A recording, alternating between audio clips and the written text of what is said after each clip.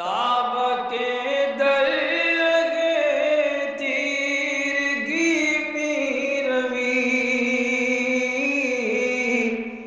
بہر توبہ درائے شباب غوی، بشنو از گوش دل مثنوی معنوی، در رہے صدق برتا مسمم شوی، بشنو از گوش دل مثنوی معنوی، در رہے صدق برتا مسمم شوی۔ بسم اللہ الرحمن الرحیم، الحمدللہ رب العالمین، والصلاة والسلام علی سیدنا مولانا محمد سید الاولین والآخرین وعلی آلہ واصحابہ اجمعین، اما بعد۔ گزشتہ جو ہم پڑھ رہے تھے بات بیچ میں رک گئی تھی چونکہ وقت زیادہ ہو گیا تھا، وہی تسلسل جو گزشتہ ہماری گفتگو رکی ہم اس کا جاری رکھیں گے۔ اس میں یہ بتایا جا رہا تھا کہ جہاں کہیں دانہ اور جال ہے وہاں جا کر نہ بیٹھو۔ دانہ ہے تو دانے کے لالچ میں آپ جائیں گے تو ہو سکتا ہے کہ یہ دانہ لالچ کے طور پر آپ کو ڈالا گیا ہے جال میں پکڑنے کے لیے، اور جو لوگ ایک دوسرے کو پھنساتے ہیں اس طرح سے ان کا معاملہ ایک دن ایسے ہی ہوتا ہے کہ وہ بھی ایک دن پھنستے ہیں۔ عاجزوں پر ظلم کرنے والے یہ جان لینا چاہیے ان کو کہ تم کسی کے اوپر ظلم کر رہے ہو تو تمہارے اوپر بھی کوئی ہے جو تمہیں دبوچ سکتا ہے۔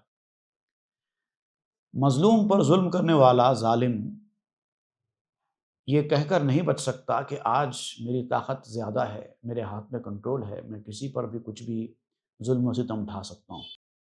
یاد رکھنا چاہیے کہ اس کے اوپر بھی کوئی ہے، جیسے کہ بتایا گیا کہ ہر کھانے والا کھایا جانے والا بھی ہوتا ہے، اس کا ذکر کر رہے تھے۔ بکسلاں حملے کہ ہرسست و حسد، یاد کن فی جیدہا حبل المسد، یہ بھی بتایا گیا تھا کہ اس رسی کو نکال کر توڑ دو جو حسد اور ہرس پر مبنی ہے۔ انسان کے اوپر جب ہرس طاری ہوتی ہے تو انسان جال کو نہیں دیکھتا، دانے کے پیچھے لپکتا ہے اور پھر جال میں پھنس جاتا ہے۔ سورہ لہب میں ابو لہب کی بیوی کے حوالے سے جو بات بیان کی گئی ہے، فی جیدہا حبل من مسد، اس کے گلے میں مونج کی رسی ہے، اس کی طرف اشارہ کرتے ہوئے ان الفاظ کو یاد کرتے ہوئے آپ کہتے ہیں کہ ان لوگوں کے گلے میں مونج کی رسی اسی طرح ہو جائے گی جو حسد اور حرص کے راستے پر چلتے ہیں۔ دل فراز از دام واجب دیداست، دام تو خود برپرت چفسیداست، دل جال سے علیحدگی کو ضروری سمجھتا ہے۔ یہ جو دل والا آدمی ہوتا نا وہ جال میں پھنسنا نہیں چاہتا، لیکن معاملہ کیا ہے کہ انسان کی وہ کیفیت ہے کہ اس کے پر خود اس کے لیے جال ہے۔ وہ جس پر کو اپنے اڑنے کا ذریعہ سمجھتا ہے نا وہی اس کے اوپر جال ہے، اور کب وہ جال تن جائے اس کو پتہ نہیں ہے۔ انسان اپنی موت سے ایک دم غافل اور بے پرواہ ہے، اور کب موت اس کو آ جائے اس کو کچھ پرواہ نہیں، اس کو کچھ خبر نہیں ہے۔ تو تیرا جال خود تیرے پروں پر چپکا ہوا ہے۔ تو کبھی بھی دنیا داری میں جاتے ہوئے یہ خیال کرنا چاہیے کہ ہم جس چیز کی طرف جا رہے ہیں نا وہ چیز ہم کو نجات دلانے والی نہیں ہے، بلکہ ہم اس کے پیچھے جاتے رہیں گے اور جال کام کرے گا، وقت آئے گا تو ہم دنیا داری کرتے ہوئے ہی دنیا سے رخصت ہو جائیں گے۔ سر کے اوپر ننگی تلوار لٹک رہی ہے، ایسے جینا ہوگا مسلمان کو جیسے کسی آدمی کے سر کے اوپر تلوار لٹک رہی ہے اور کبھی بھی اس کی گردن ماری جا سکتی ہے۔ ایسے حالت میں آدمی کیا کرتا ہے؟ دنیا داری کرتا ہے، انجوائمنٹ کرتا ہے، یا پھر کوئی ایسا مجرم ہے جس کو کہہ دیا گیا ہے کہ اب 2 دن میں تمہیں پھانسی ہونے والی ہے، وہ کیا کرے گا؟ وہ 2 دن تک کیا کرے گا؟ چلو 2 دن بچ گئے ہیں، تھوڑا انجوائے کر لو، ایسا کرے گا؟ کیا کرے گا؟ ویسی زندگی ہونی چاہیے انسان کی، اور خاص طور سے ایمان والے کی۔ تو زبونی یا زبوں گی رے عجب، باش تو ترساں و لرزاں در طلب، تعجب ہے کہ تو ظالم ہے یا مظلوم ہے، اس کی تجھے کوئی خبر نہیں۔ دیکھیے انسان ظالم بھی ہو سکتا ہے، مظلوم بھی ہو سکتا ہے۔ جیسے مثال کے طور پر آپ کا کوئی حق ہے اور کوئی آپ کا حق چھینتا ہوا آپ کو محسوس ہو رہا ہے کہ بھی میرا حق فلاں صاحب چھین رہے ہیں، تو آپ کیا کرتے ہیں؟ اپنا حق حاصل کرنے کے لیے زور لگاتے ہیں، ایڑی چوٹی کا زور لگاتے ہیں، لڑائی کرتے ہیں، بحث مباحثے کرتے ہیں، ضرورت پڑے تو کورٹ کچہری میں بھی چلے جاتے ہیں، کیونکہ آپ جانتے ہیں کہ میرا حق ہے، میں اپنا حق حاصل کروں گا۔ تو حق حاصل کرنے کے لیے کوشش کرنا یہ جائز ہے، لیکن اس وقت جب کہ آپ کو 100% یقین ہو کہ یہ آپ کا حق ہے۔ کبھی کبھار انسان غلط فہمی میں ہوتا ہے، وہ سمجھتا ہے کہ یہ میرا حق ہے، حالانکہ آپ کا حق نہیں ہوتا۔ تو ایسے میں اگر وہ زور زبردستی کرے گا اور کھینچا تانی سے وہ چیز حاصل کرے گا تو وہ ظالم بن جائے گا۔ یہاں تک کہ بعض معاملات میں ڈاؤٹ بھی ہوتا ہے، جیسے مثال کے طور پر دو بھائی ہیں، دو بھائیوں کو 200 گز زمین ورثے میں ملی ہے۔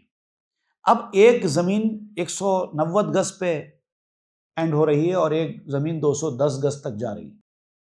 تو اب جو 190 گز والا ہوتا ہے وہ کہتا ہے کہ 10 گز میری کم ہو گئی، آپ کی 10 گز زیادہ ہو گئی، 400 گز ہے، 200 آپ کی 200 میری، مجھے 190 اور آپ کو 210 کیوں؟ تب وہ کہتا ہے کہ نہیں، میرے والد نے وصیت کی تھی کہ تم 210 گز لینا اور بھائی کو 190 گز دینا۔ تو حالانکہ ایسی زبانی وصیت قابل اعتبار تو نہیں ہے، کوئی قانونی کارروائی ہوئی تھی کچھ نہیں پتا ہے، لیکن وہ کہہ رہا ہے اگر آپ ظالم بننے سے بچنا چاہتے ہیں تو تقویٰ، پرہیزگاری اور احتیاط کا تقاضا یہ ہے کہ آپ 210 اس کو دے دو اور 190 لے لو، حالانکہ آپ کا نقصان ہو رہا ہے، آپ مظلوم ہیں۔ تو جیسے ہمارے پیر و مرشد حضرت سید محی الدین حسینی رحمۃ اللہ علیہ فرمایا کرتے تھے، ایسے حالات میں مظلوم بن جاؤ، ظالم مت بن، کیونکہ مظلوم کی مدد پر اللہ تعالیٰ ہوتا ہے، ظالم کی کوئی مدد نہیں ہوتی، بلکہ اللہ تعالیٰ کے ساتھ مقابلہ کرنے کے برابر ہو جاتا ہے ظالم کا معاملہ۔ تو یہ بہت رسکی معاملہ ہے۔ جہاں 100% یقین ہے کہ آپ ظالم نہیں ہیں، آپ اپنا حق حاصل کر رہے ہیں، تب آپ کرو۔ ذرا بھی ڈاؤٹ ہے، ہو سکتا ہے کہ والد نے ایسی وصیت کی ہوگی، یا آپ کو کوئی ایسے کلوز مل رہے ہیں، یا کوئی دوسرے بھی کہہ رہے ہیں کہ ہاں بھائی ہم نے بھی سنا ہے، اس طرح کی کئی چیزیں ہوتی ہیں، تو ایک 10 گز چلے جائیں تو کیا مسئلہ ہونے والا ہے، کم سے کم آپ ظالم بننے سے تو بچ جائیں گے۔ تو ایسے میں نے مثال کے طور پہ یہ بات کہی ہے، لیکن دنیا میں بہت سارے معاملات میں ایسا ہوتا ہے۔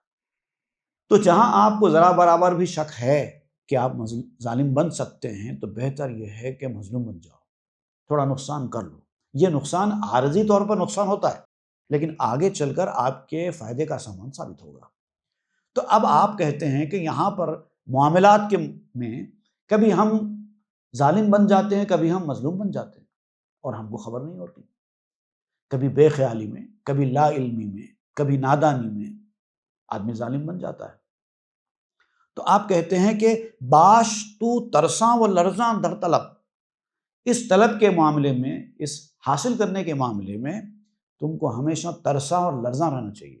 ترسا کہتے ہیں خوفزدہ کو، ڈرے ہوئے، اور لرزاں کہتے ہیں کانپنے والے کو۔ یہ معاملہ اتنا نازک ہے کہ یہاں پر آپ کو 10-20 گز کی صورت دیکھنی نہیں ہے، بلکہ اپنے عاقبت کی، اپنی آخرت کی، اپنے انجام کی سوچنا ہے۔ تھوڑا نقصان ہو جاتا ہے تو ہو جانے دو، کم از کم میں ظالم تو نہیں بنوں گا نا، مظلوم بن جاؤں گا تو کوئی بات نہیں، اللہ تعالیٰ کی مدد میرے شامل حال ہو جائے گی۔ مظلوم کے حق میں اللہ تعالیٰ ہمیشہ مددگار بنتا ہے۔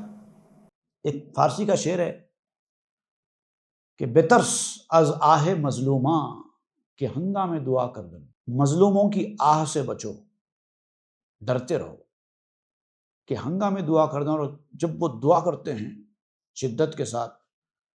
اب مظلوم کی دعا کا مطلب کیا ہے؟ بد دعا یہ ہے، اجابت از در حق بہر استقبال میں آیت، اللہ تعالیٰ کی جو قبولیت جو ہے نا اس کے استقبال میں آ جاتی ہے۔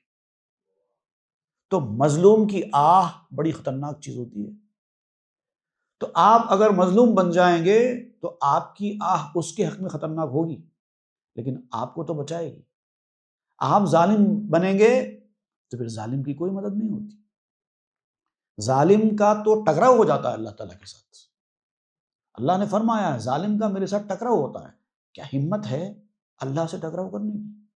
تو اس لیے ظالم بننے سے ہمیشہ بچتے رہنا چاہیے۔ تو آپ کہتے ہیں کہ ڈرتے رہو، کانپتے رہو، باش تو ترساں و لرزاں در طلب، ترساں بھی رہو، لرزاں بھی رہو۔ آکلو معقولی ہے مرغے عجب، ہم تو صید و صید گیر اندر طلب۔ اے عجیب و غریب قسم کے پرندے، تو پرندہ ہے نا، اپنے پروں کے ساتھ اپنی طاقت کے، اپنے اڑنے کے مظاہرے کر رہا ہے۔ یاد رکھ تو کھایا جانے والا بھی ہے اور کھانے والا بھی۔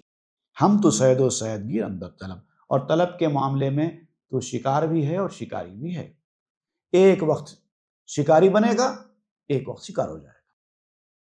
حرص سیادی ز صید مغفلست، دل بری می کند کو بے دلست۔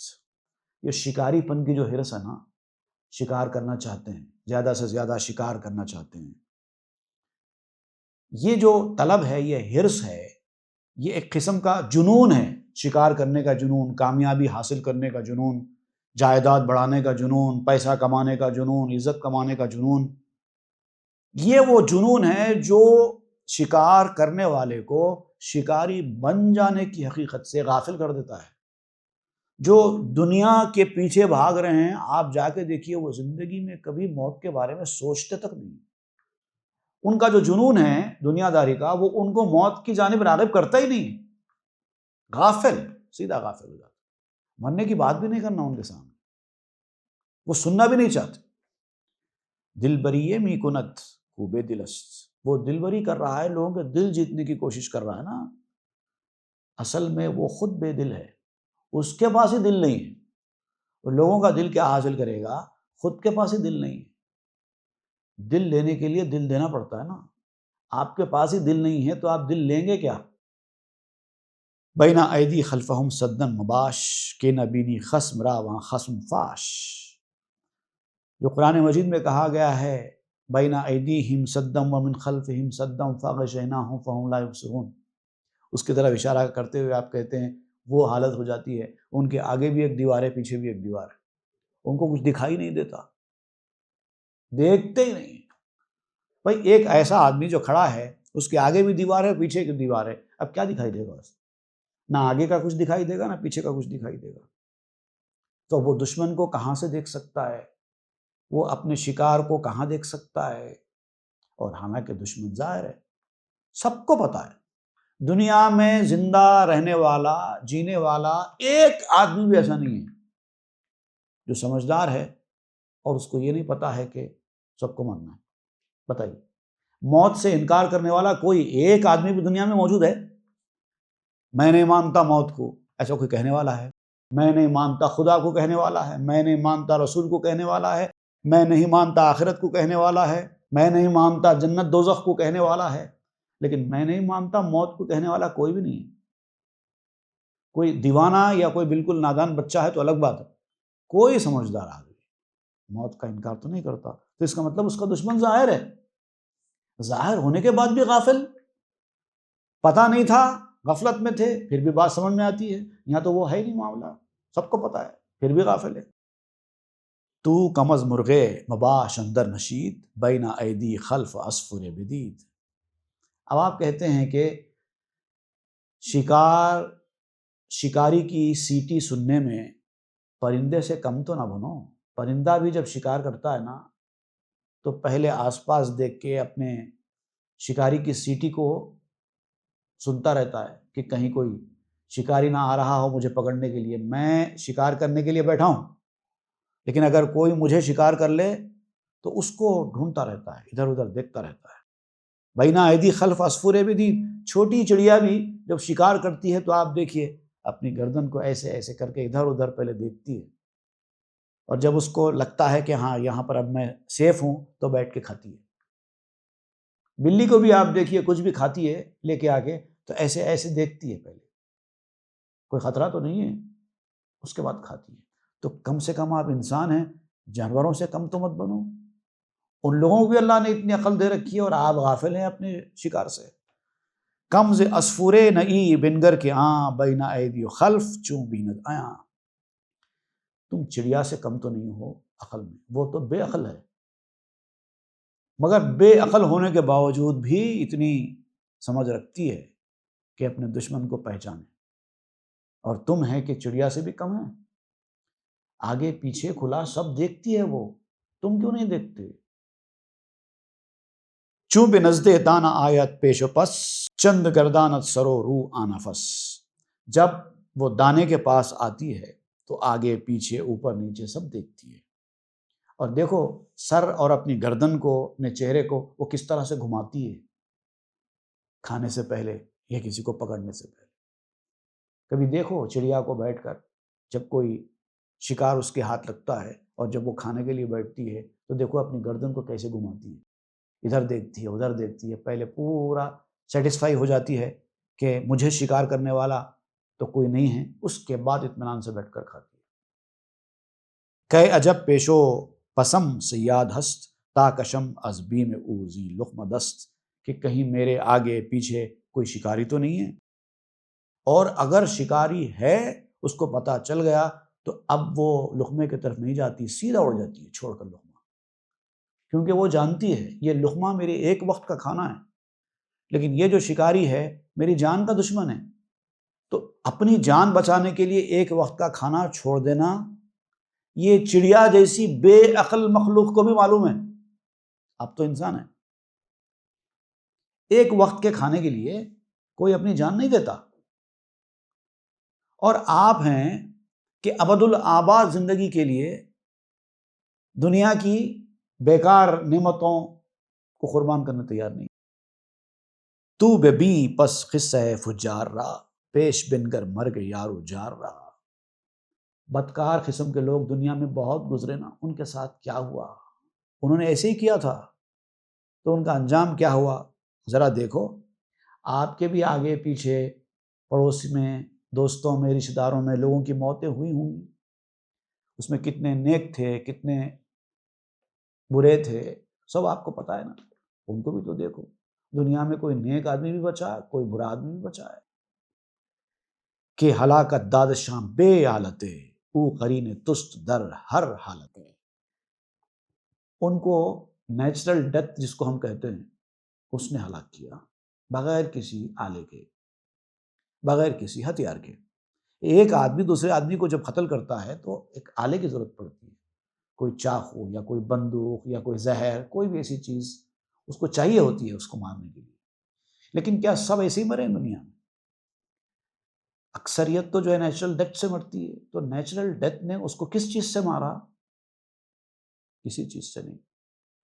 کبھی اندر سے ایک بیماری نام کی ایک چیز آ گئی، اس سے مر گیا.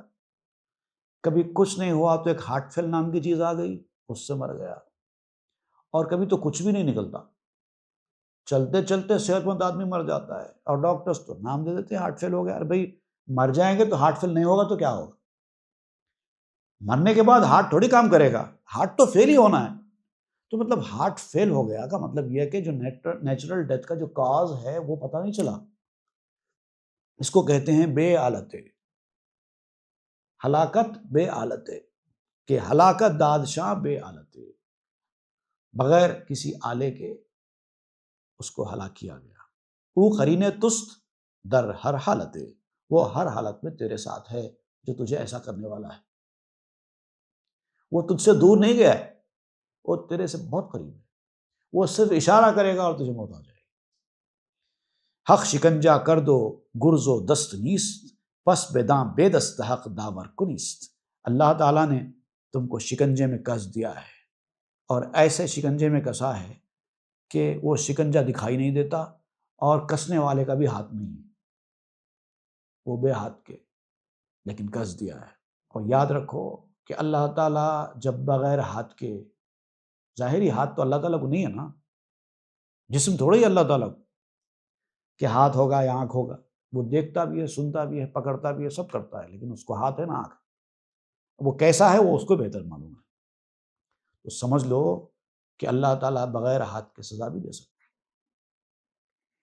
آنکھ می گفتے اگر حق ہست کو در شکنجا او مقر می شد کے ہو. اب جو لوگ اللہ کو نہیں مانتے، ڈز گاڈ ایگزسٹ پر بحث کرتے ہیں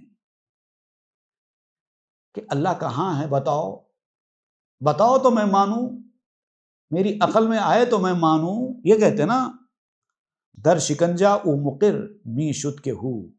اب وہ ایسا کہہ رہے ہیں جب اللہ تعالیٰ کے شکنجے میں آئیں گے نا، جب گرفت میں آئیں گے، جب پکڑے جائیں گے، تو اس وقت تو اقرار کریں گے تو ہے۔ اب کہہ رہے ہیں کہاں ہے، اور جب کہیں گے ہے، وہاں کے می گفت این بئی دستو عجیب، اشک میران دو ہمیں گفت اے قریب۔ وہ جو کہتا تھا کہ اللہ کہاں ہے، قریب ہے، دور ہے، کدھر ہے، دکھائی تو دیتا نہیں ہے، مجھے دکھاؤ میں مانوں، ایسی باتیں کرتا تھا نا، وہ اس وقت آنسو بہائے گا، روئے گا اور کہے گا کہ وہ تو قریب ہے۔ اب تو بڑے شان سے ہل کر بول رہا ہے کہ کہاں ہے اللہ، بتاؤ، میں مانتا ہوں، تم میری عقل کو قائل کراؤ اس بات کے لیے تو میں مانوں گا، ایسی باتیں کرتا ہے۔ لیکن جب وقت آئے گا شکنجے کا، موت کا، اس وقت روئے گا، تڑپے گا اور کہے گا، مانے گا کہ ہے، ہماری شہرک سے بھی زیادہ قریب ہے۔ آن کے جز انکار حق کارش نبوت، برد حسرت عاقبت بے ہیچ سود۔ وہ جس کا کام سوائے اللہ تعالیٰ کے انکار کے کچھ نہیں تھا، پوری زندگی اللہ کے وجود کا انکار ہی کرتا رہا تھا، خدا کے وجود کا ہی منکر تھا، ایسی لفاظیاں کرتا تھا، ایسے شعر بولتا تھا خدا کے وجود کے انکار میں، برد حسرت عاقبت بے ہیچ سود، اور انجام کار اس کا کسی فائدے کے بغیر ہوگا اور صرف حسرت ہوگی، افسوس ہوگا، ہائے میں نے یہ کیا کر دیا۔ اس کا انجام بتا دیا جا رہا ہے کہ اس کا انجام کیا ہونے والا ہے۔ درنگر احوال فرعون و سمود، قوم صالح، قوم لوط و قوم ہود۔ فرعون کے حالات کو دیکھو، وہ بھی خدا کا منکر تھا، اس کے ساتھ کیا ہوا۔ قوم سمود کے احوال کو دیکھو، ان لوگوں نے کیا کیا، ان کا حشر کیسا ہوا۔ لوط علیہ السلام کی جو قوم تھی بے خوف ہو گئی تھی، ان کا جو حشر ہوا اس کو دیکھو۔ قوم صالح کے ساتھ کیا ہوا، قوم ہود کے ساتھ کیا ہوا، تمہارے سامنے ہیں ساری کہانیاں، سارے واقعات۔ حال نمرود ستمگر درنگر، در معال قوم نوح افغن نظر۔ نمرود جو بڑا ظالم تھا، اس کی حالت دیکھو، سب لکھا ہے تاریخ کی کتابوں میں۔ نوح علیہ السلام کی جو قوم تھی، وہ نوح علیہ السلام کے کہنے سے سرتابی کرتی رہی، تکبرانہ روش اختیار کرتی رہی، تو ان کا انجام کیا ہوا ذرا اس پر نگاہ ڈالو۔ نوح علیہ السلام کا بیٹا نہیں بچ سکا نافرمانی سے، تو تم کہاں سے بچ پاؤ گے۔ تابدانی حق سمی است و علیم، فارغ است از طرز و پاک از باک و بیم۔ اتنا جان لو کہ اللہ تعالیٰ سننے والا، جاننے والا ہے، وہ ہر چیز سن رہا ہے، ہر بات جانتا ہے، اور وہ خوف سے بے نیاز ہے۔ خوف کی ضرورت آپ کو ہے، اللہ کو نہیں ہے۔ وہ ڈر اور کسی بھی قسم کے خوف اور پرواہ سے پاک ہے۔ اللہ کے صفات میں غنی ہے، اللہ کی صفات میں صمد ہے۔ غنی کہتے ہیں کسی چیز کی اس کو ضرورت نہیں، ہر چیز ہے اس کے پاس، وہ غنی ہے۔ اور صمد کہتے ہیں بے نیاز، بے پرواہ، جو ہوتا ہو جائے، جو جنت میں جاتا ہے چلا جائے، جو جہنم میں جاتا ہے چلا جائے، مجھے کوئی فرق پڑنے والا نہیں۔ اس کو کہتے ہیں صمدیت۔ اور یہ دونوں بھی غور کریں تو بہت خوف ڈالنے والی چیزیں ہیں۔ برکنم من بیخ ای منحوس دام، اسپے کامے نباشم تلخ کام۔ اب مور کہتا ہے کہ یہ ساری باتیں میرے پیش نظر تھیں، اسی لیے میں اس جال کی کھوٹی کو اکھاڑ رہا ہوں جو میرے پروں کی شکل میں میرے ساتھ ہے۔ دیکھیے ساری گفتگو ہو رہی تھی، واپس پلٹ کر پھر اس مور کی طرف آ گئے۔ ایک مقصد ہے میرا، اور اس مقصد کے لیے میں یہ کام کر رہا ہوں تاکہ میں اپنے مقصد میں ناکام نہ بنوں۔ یہ پر جو مجھے اپنی طرف راغب کر رہے ہیں، اس کی وجہ سے میں مظاہرے کر رہا ہوں اپنے ناچ کے، لوگوں کو اپنی طرف راغب کر رہا ہوں، اس سے مجھے کوئی فائدہ نہیں۔ لوگوں کی آنکھیں ٹھنڈی ہو رہی ہیں، لوگ انجوائے کر رہے ہیں، مجھے کیا ہو رہا ہے؟ مجھے تو کچھ نہیں ہو رہا ہے۔ لیکن اس سے میرا نقصان ہو رہا ہے، اسی لیے میں چاہتا ہوں کہ اپنے مقصد میں ناکام ہونے سے بچنے کے لیے ان پروں کو اکھاڑ کر پھینک دوں۔ درخورے اخلے تو گفتم ای جواب، فہم کن وزدستجو رو بر متاب۔ اب یہ بھی جو میں نے جواب دیا ہے اے نصیحت کرنے والے، مور کو جس نے نصیحت کی تھی نا، اس کو جواب دے رہا ہے مور، یہ تیری عقل کے حساب سے میں نے یہ جواب دیے۔ یہ بھی سارے کے سارے پورے حقیقی جوابات نہیں ہیں جو میرے اندر ہے، تو ہر چیز نہیں سمجھ سکتا، تو جتنا سمجھ سکتا ہے میں نے اتنے جوابات دیے ہیں۔ اب اس کو ہی سمجھ لے اور جستجو کر، منہ مت موڑو۔ تو ہر چیز کے پیچھے ایک خاص چھپا ہوا راز ہوتا ہے، اور انسان کو چاہیے کہ اس چھپے ہوئے راز کو جاننے کی کوشش کرے۔ اب ابراہیم علیہ السلام کا جو واقعہ ہے 4 پرندوں والا، جس میں ابراہیم علیہ السلام کو حکم دیا گیا تھا کہ 4 پرندوں کو لو اور ان کو ذبح کرو، تو ابراہیم علیہ السلام نے جو 4 پرندے ذبح کیے تھے اس میں بتایا جاتا ہے کہ ایک کوا بھی تھا، اور ابراہیم علیہ السلام نے اپنی مرضی سے 4 پرندوں کا انتخاب کیا۔ ان سے یہ اللہ تعالیٰ نے نہیں فرمایا تھا کہ فلاں فلاں پرندہ لو، اللہ نے فرمایا تھا کہ 4 پرندے لے لو۔ ابراہیم علیہ السلام نے اپنی مرضی سے، اپنے حساب سے 4 پرندوں کا انتخاب کیا، اور اس میں سے ایک مور تھا۔ تو ابراہیم علیہ السلام نے جن 4 پرندوں کا انتخاب کیا وہ چاروں کے چاروں ایک خاص مقصد کے تحت، اس میں سے ایک کوا تھا۔ تو ابراہیم علیہ السلام نے کوے کا انتخاب کیوں کیا؟ وہ کون سی صفت ہے کوے کی جو ابراہیم علیہ السلام پیغام دینا چاہتے ہیں کہ اس صفت کو کاٹ ڈالو؟ کیا اشارہ ہے ابراہیم علیہ السلام کا؟ وہ انشاءاللہ ہم آئندہ کے درس میں پڑھیں۔ وصلی اللہ تعالیٰ علی خیر خلق سیدنا محمد وآلہ وصحبہ والحمد للہ۔ تاب کے در لگے تیرگی می روی، بہر توبہ درائے شباب غوی، بشنو از گوش دل مثنوی معنوی، در رہے صدق برتا مصمم شوی، بشنو از گوش